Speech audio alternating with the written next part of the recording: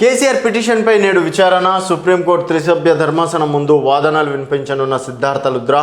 First అవర్లోనే విచారిస్తామన్న CJ bench. Chhattisgarh విద్యుత్ కొనుగోలుతో పాటు యాదాద్రి భద్రాద్రి థర్మల్ ప్లాంట్ల నిర్మాణంలోనూ అవకతవకలపై జస్టిస్ నరసింహారెడ్డి నేతృత్వంలో రాష్ట్ర ప్రభుత్వం ఏర్పాటు చేసిన ఎంక్వైరీ కమిషన్పై హైకోర్టు ఇచ్చిన తీర్పును వ్యతిరేకిస్తూ కేసీఆర్ దాఖలు చేసిన స్పెషల్ లీవ్ పిటిషన్పై సుప్రీంకోర్టు మంగళవారం విచారణ జరపనుంది. రిజిస్టర్ జనరల్ రూపొందించిన లిస్ట్ ప్రకారం ఈ విచారణ సోమవారం మధ్యాహ్నానికి ముందే విచారణకు వచ్చింది. కానీ కేసీఆర్ తరఫున వాదించాల్సిన సీనియర్ న్యాయవాది సిద్ధార్థ లుద్రా మరో కేసు విచారణకు హాజరైనందున ఆయన తరపు లాయర్ పాస్ ఓవర్ కోరారు.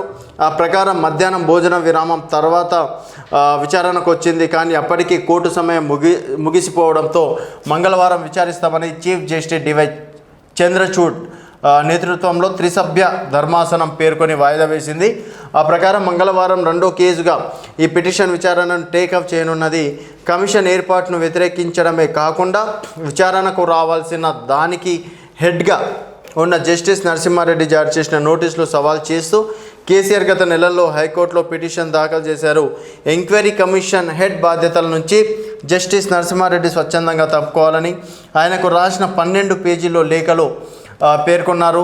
జస్టిస్ నరసింహారెడ్డి ఎంక్వైరీ ప్రక్రియను పూర్తి చేయకముందే మీడియా కాన్ఫరెన్స్లో కొన్ని వివరాలను వెల్లడించడాన్ని కేసీఆర్ తప్పుపట్టారు. కేసుపై విచారణ సందర్భంగా ఆయన తరపున హాజరైన సీనియర్ న్యాయవాది ఆదిత్య సొంది ఎలక్ట్రిసిటీ యాక్టులోని సెక్షన్ 8(b)(c) ప్రకారం కమిషన్ ఏర్పాట్లో ఉల్లంఘనలు జరిగాయని పేర్కొన్నారు. ఈ పిటిషన్ విచారణకు అర్థమైనది కాదని ప్రభుత్వం తరపున అడ్వకేట్ జనరల్ వాదించారు. ఇరు తరపున వాదనలు పరిగణంలోకి తీసుకున్న హైకోర్టు చీఫ్ జస్టిస్ నేతృత్వంలోని ద్విసభ్య ధర్మాసనం పిటిషన్లోని మెరిట్స్లోకి పోదల్చుకోలేదని, కానీ పిటిషనర్ తరపున లేవనెత్తిన వాదనలను తగిన ఆధారాలను వివరణలు చూపించకపోయిందని వ్యాఖ్యానించింది.